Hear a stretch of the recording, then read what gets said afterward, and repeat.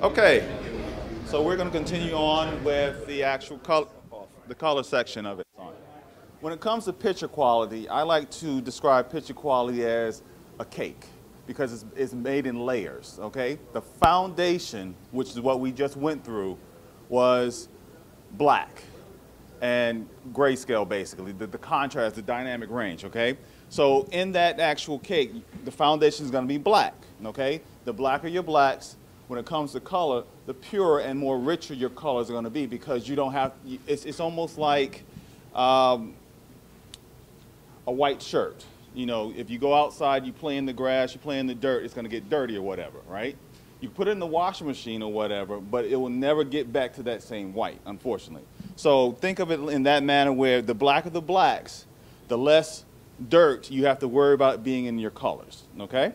Now, what we have here is a grayscale ramp, and this is a good indication as far as how the colors are actually tracking in relation to the actual grayscale, which comes on top of your actual black level. From 0, where these dots are, up to 100% white, where these dots are, and reverse. We call it a reverse gray ramp. Right. So what we want to see in this actual pattern is a clean transition from black to white with no colors whatsoever in the actual steps. So you don't want one step that show, like here, deficient in green because it looks purple to me, to be honest with you. Right here looks green because it's too high in green. This looks a little green. Yep, too red, et cetera, et cetera. What we want is a natural gray ramp across the actual board here. And if you walk around the actual room here, you'll see that a lot of displays can get this right and some cannot. You know, if a display can't get this right, again, you'll see this colorations here, here, here. Now, what I'm going to also touch on when it comes to color fidelity is color decoding, color saturation in relation to the gamut, and color tracking. I got one last thing I want to say with this pattern up here, and Joe taught me this 25 years ago. The system, the way it's made, is black and white starts. We lay color over it. Right. So if your black and white is not correct, your color fidelity will not be as good as it can be. So your grayscale, that's a large part of what we do in calibrating, obviously, is getting that grayscale correct so that the rest of the color is not adversely affected by it. Ken?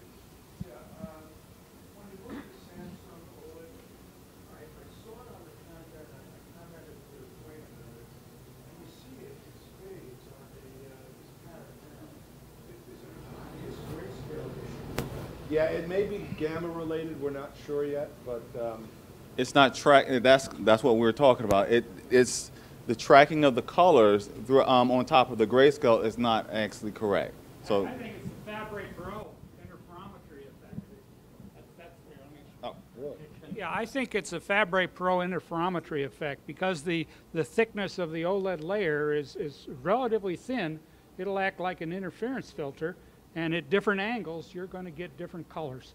Oh, That's yeah, what I also think this it is. definitely has some off-axis viewing. Yeah, issues. well, that's why we're looking at it off axis. If you look straight on, it'll be different. Both of the OLEDs do. Yeah, but no, not both of the OLEDs do. Yeah. The LG OLED, I don't see any color shift because it shouldn't, because the color filters are determining the color. So, I see it across the oh, can you? angle.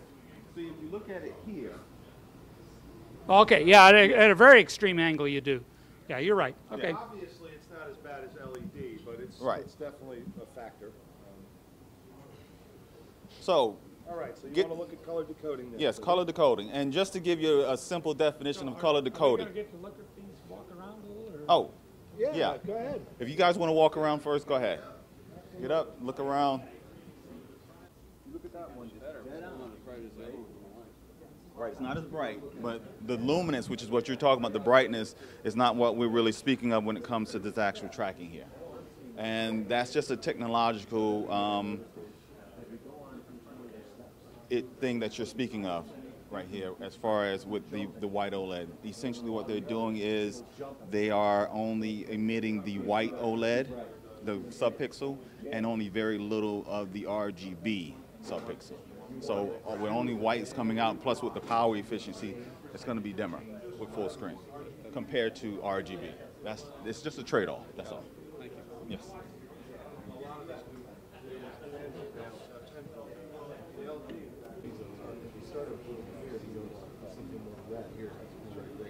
Is there anything to say about the fact that these are curved display, that this is a curved display that, could doesn't be affect adding in this. it? No, That would it's have not nothing true. to do No. with Oh, it this, has right? problems, but not with this. Yeah. Understood. Right, correct. Got it. Will affect the viewing area, but Right. you're looking at this straight on. Yeah. Right. Okay, so It also, as Tim from LG pointed out, this is for all panels, not just LG's. Exactly. Of course. The more stress you put on it, the uniformity with curve gets worse. Interesting. And also look sexy. I don't know if that's ever going to come out. They got a 65 coming out at like $6 grand, $7 grand. Of course, it'll be much cheaper. All right, let's get decoding. Okay, so what we're going to do next is get into decoding. So can everyone please take your seat as soon as possible? I'm going to switch the pattern. Oh.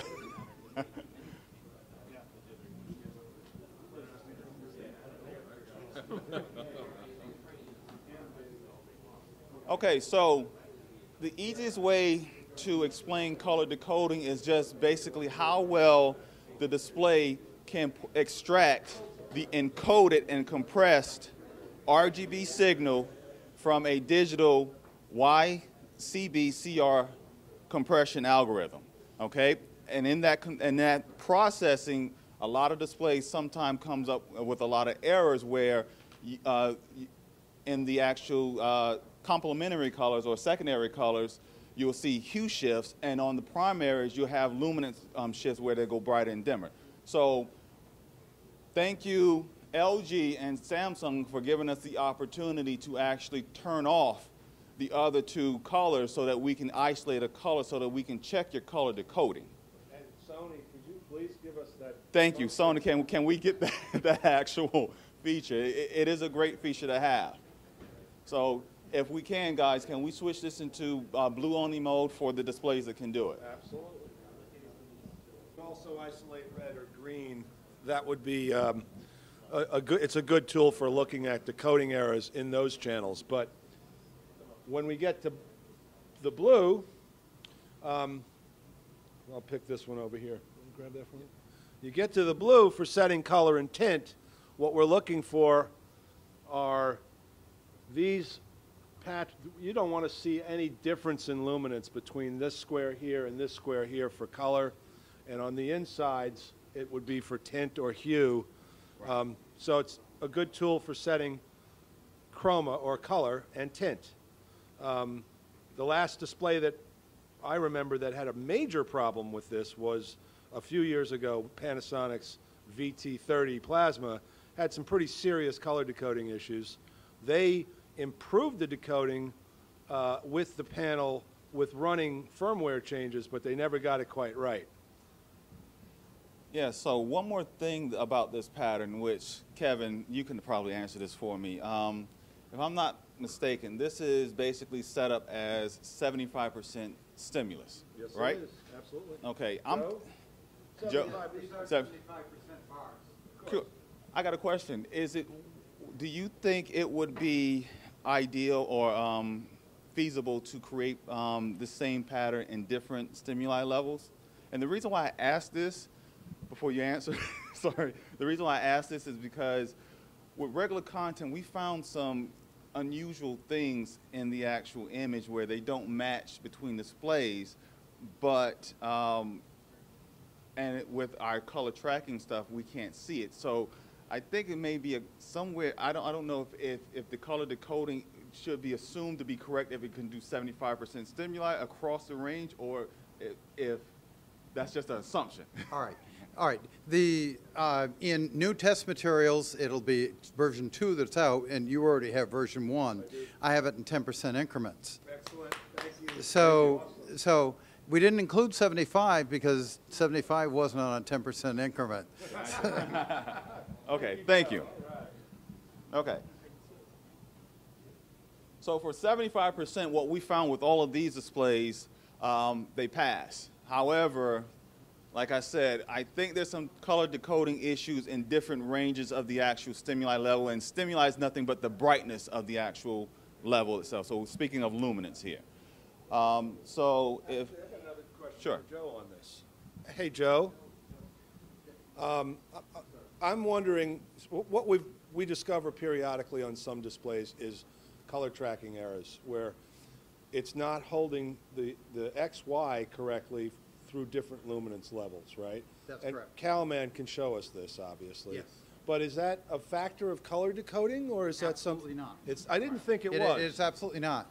The color tracking errors where you see the color isn't the same at one luminance level as it is at a different luminance levels has everything to do with the fact that the gamma of these displays is not linear. And the best way you can actually get the colors to be the same from black to white is to build a lookup table that will linearize the gamma so that the gamma of each of the red, green, and blue is the same. And the error is in the gamma of the red, green, and blue being different. And it requires a lookup table. Yeah. And this is actually where your 20-point grayscale comes in, or your 20 points. Where it should come in. Yes, yes, yes. No, but that's the proper implementation of a 10 or 20-step grayscale. The proper implementation is to linearize the gamma from black to white, and then everything else will fall into place. Right. All right. Thank you. Awesome. Why am I seeing a line on here? That is actually, now Joe, correct me if I'm wrong here, the gentleman here asked, why is he seeing a line here? And I believe this is related to chroma subsampling, am I right? Absolutely. If I were able to put a 444 signal in there, you wouldn't see anything. Yeah. All right. So vertically, the line vertically, this is 420 right here. The line you see from here to here is 420 because vertically, my chroma is subsampled by half. So you see this. The horizontal steps, anything in the horizontal direction that you see is the 422. When you see it vertically, it's 420, and when you see it horizontally, it's 422. And I guess the reason is because the limitation in chroma resolution is creating a false information. In 420, the vertical resolution of the color is cut in half. In 422, the horizontal resolution of the color is cut in half. There we go. I'm taking them back out of blue now. Thank you. Now for calibrators and home users, there are two controls in your actual menu that you can use to, in a sense, reduce color decoding issues. That will be your color control and your tint control, okay? So, but keep in mind that both of those controls aren't gonna isolate the individual problem actual color. It's going to be linear across the entire color range, so you be very careful with that. Part of the problem when you've got faulty color decoding, if you're trying to get the picture to look natural, like particularly skin tones, you end up desaturating the color. Exactly. Let's say if it has red push and people's faces are looking too red. But what you're doing by doing that is basically reducing the color resolution of all three channels. So obviously that's not ideal. Moving tint is problematic also because, of course, it'll affect the accuracy of your secondary colors as well. Okay.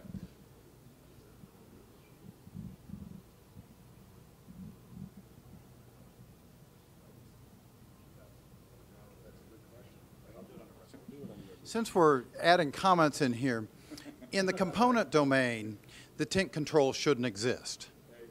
And since we left the composite NTSC domain, the sharpness control should not exist.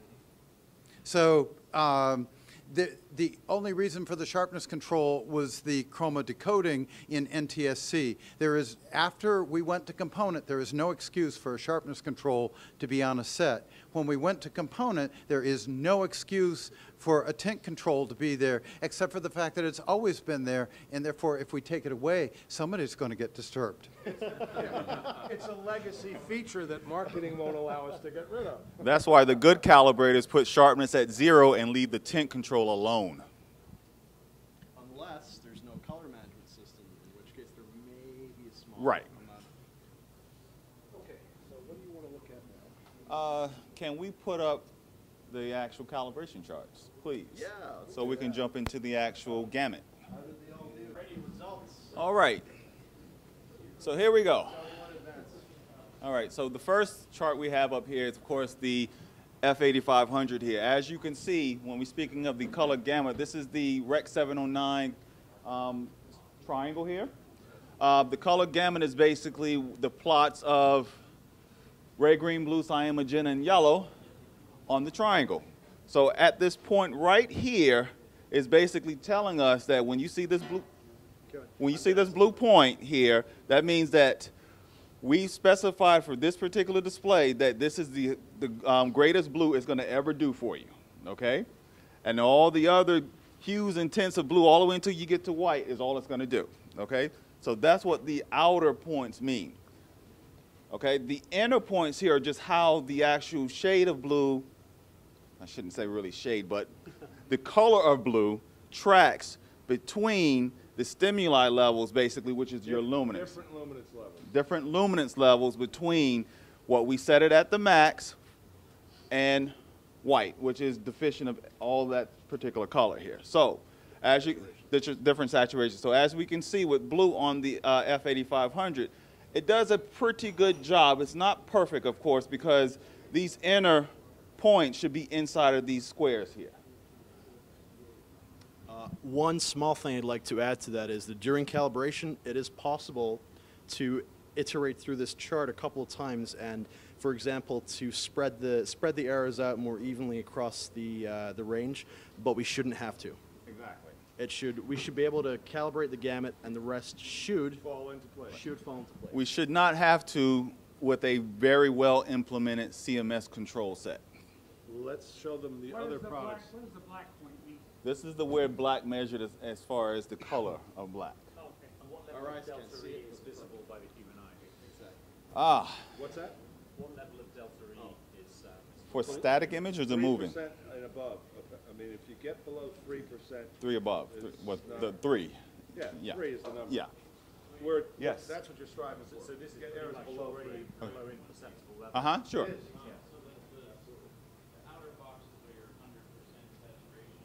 Yes.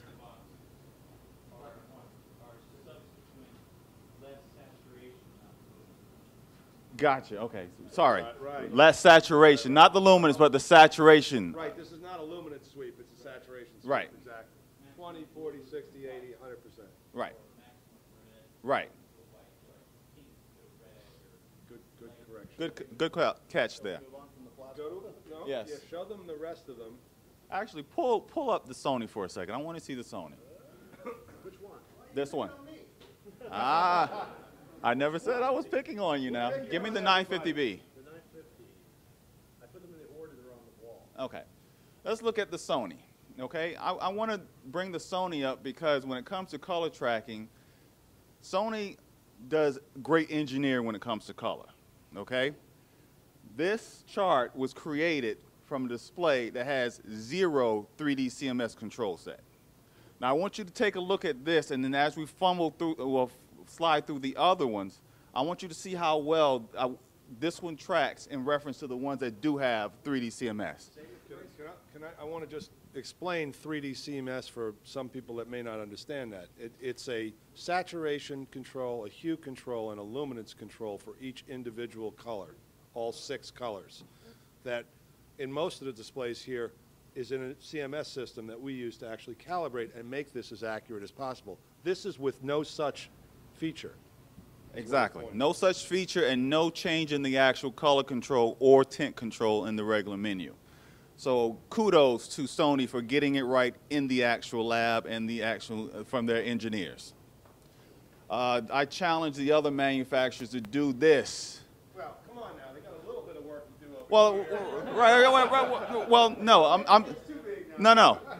That's where 3D CMS will come into play and actually allow us to tweak this. But for something that does not have a 3D CMS, this is actually excellent per those parameters.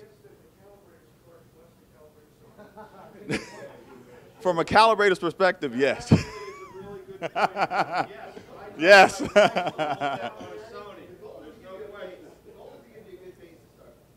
Yes.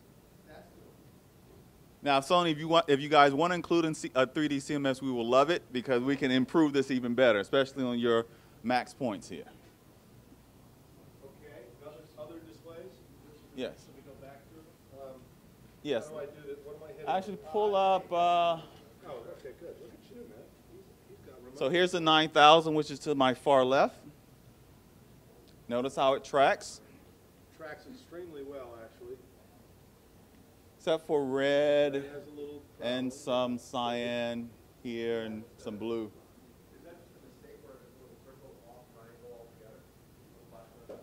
That's the measure of black, so ignore it. Now, as you can see, yeah, ouch on the Gamut, but ouch on the actual color tracking here. I would probably put this more in the actual panel than the actual processing, but that's not an excuse. You got two displays here, guys. One's doing it right, one's not doing it very well. Keep in mind, the errors are still absolutely. Well, that's very kind of you. I'm not the guy to really say this. But the way I understand gamma is that at every luminance level point, it'll gradually come out of the darkish blacks and show you every single detail at every luminance level. Is that kind of an accurate way of saying it? Thanks for helping me with that. Yes and no. Okay. Gamma, you want your gamma to be linear so that you're not overblowing or losing any luminance detail across the grayscale range here. So the more linear your gamma is, the better. Gamma is also it really is kind of complicated to explain and simplify. Even I can't even wrap my head around it 100%. But the easiest way to explain it is just how light rises out of black to whatever the light output you set the display to be. You want that to be as linear as possible. One thing to add to that? Yes. One thing to add to that, if you think of gamma as, oh sure, people in the room here, not just the web. With gamma, imagine that your video source asks for, I don't know, an arbitrary number of like 50. Your TV then puts out brightness level of, I don't know, 50 or 52 or 60 or something. That would be inaccurate gamma tracking. We want the amount of light that comes out the panel to be exactly what the director intended. Right. Thank you, David. You want an explanation? I think so. Just come over here.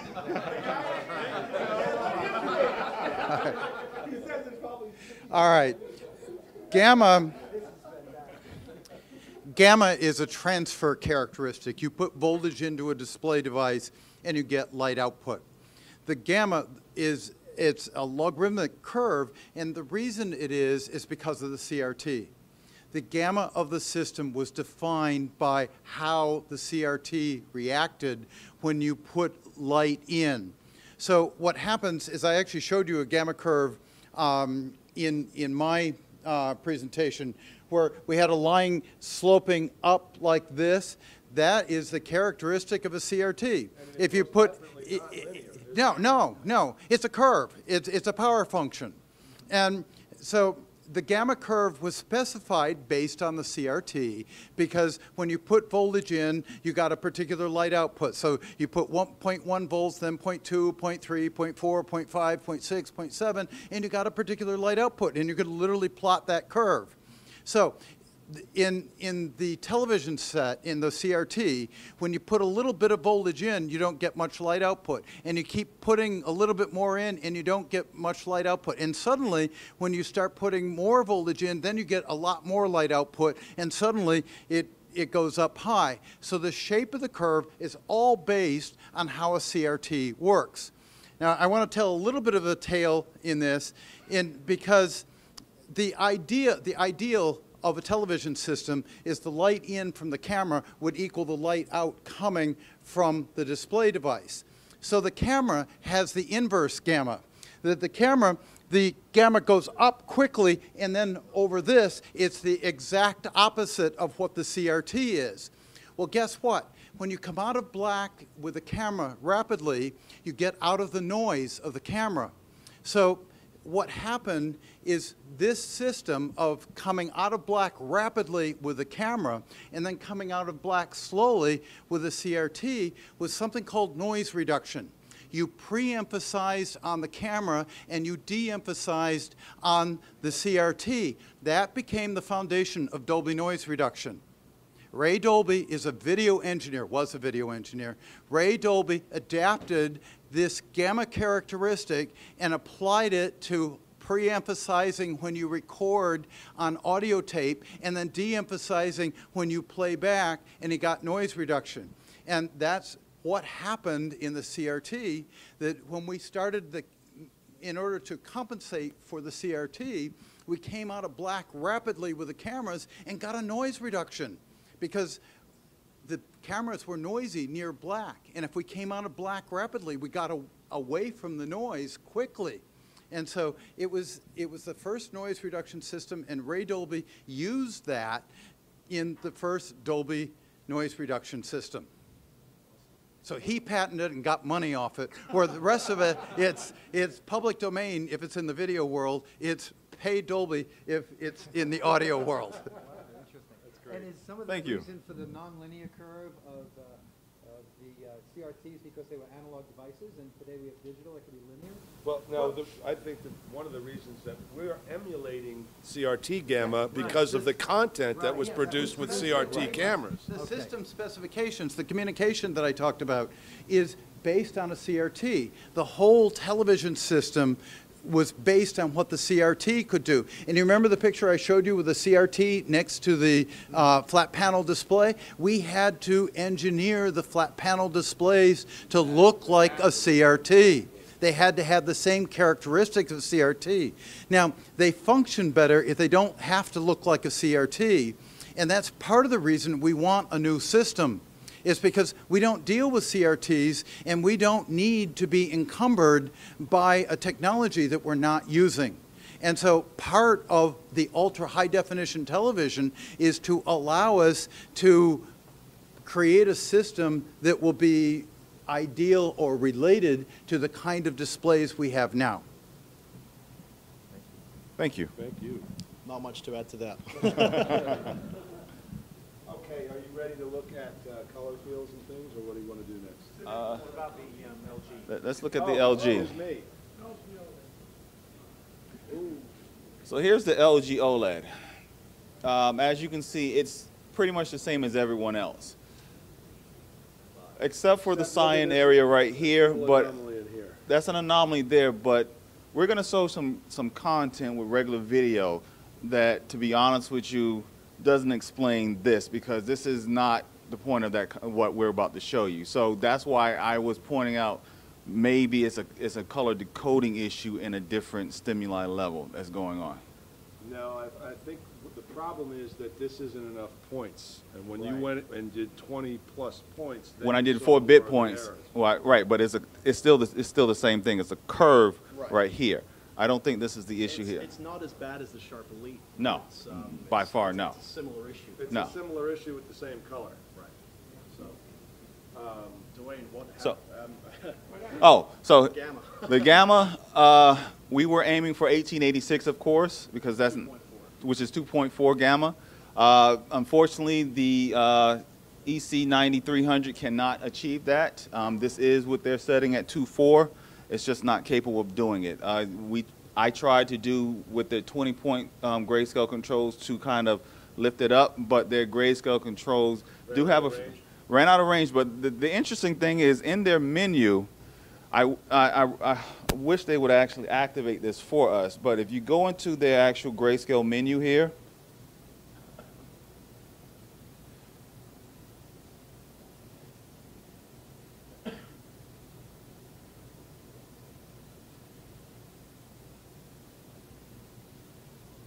Menu's a little slow here, sorry.